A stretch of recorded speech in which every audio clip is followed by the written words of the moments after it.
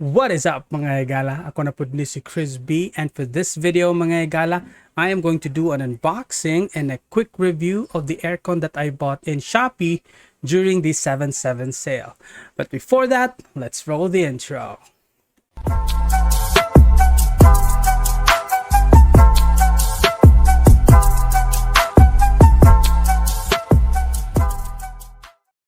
Alright mga higala, so I bought this aircon during the 7/7 Shopee sale and ginamit ko yung Shopee Pay ko.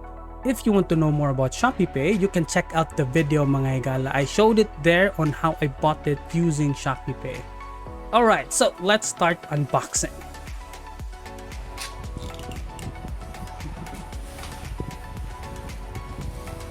So binili ko to nung July 7 during the 7/7 flash deal, yung sale sa Shopee.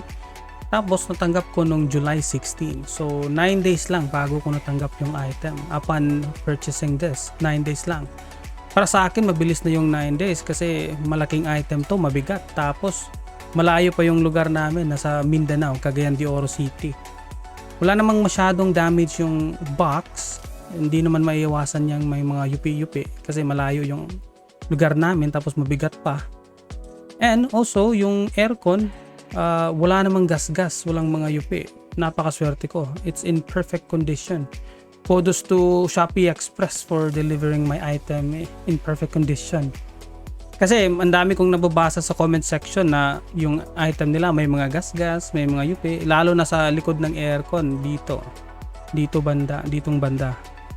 May mga ang daming yupi sa kanila eh. So I'm very lucky to have this item delivered in perfect condition.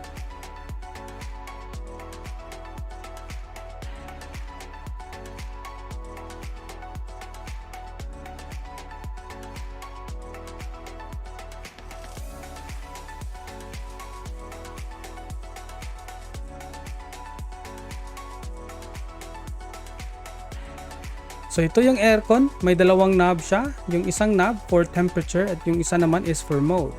So for the temperature, meron kang 7 options. 1 to 7 yung temperature control mo.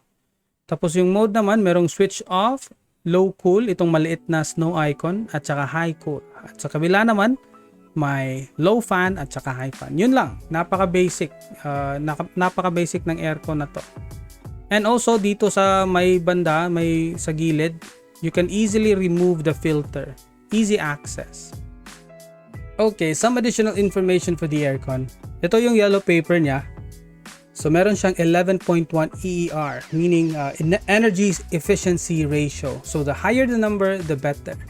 At nakalagay dito yung mga ganitong kapasidad na aircon, yung mga 0.6 horsepower, meron lamang 9.1 na EER. So that means itong FUJIDENZO na to, it's above the average.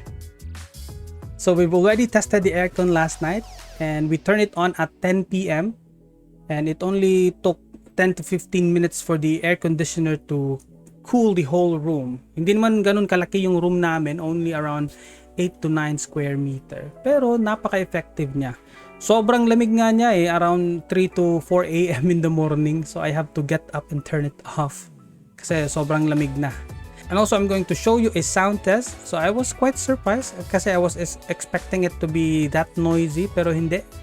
Medyo mas quieter siya than I expected. Here's the video.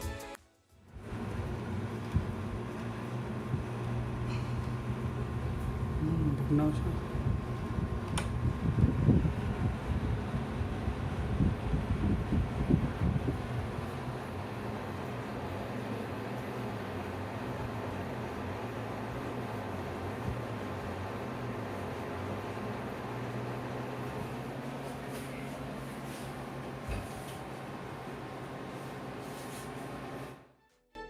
Alright, so that's it for my unboxing and review for this FUJIDENZO 0.6 horsepower aircon.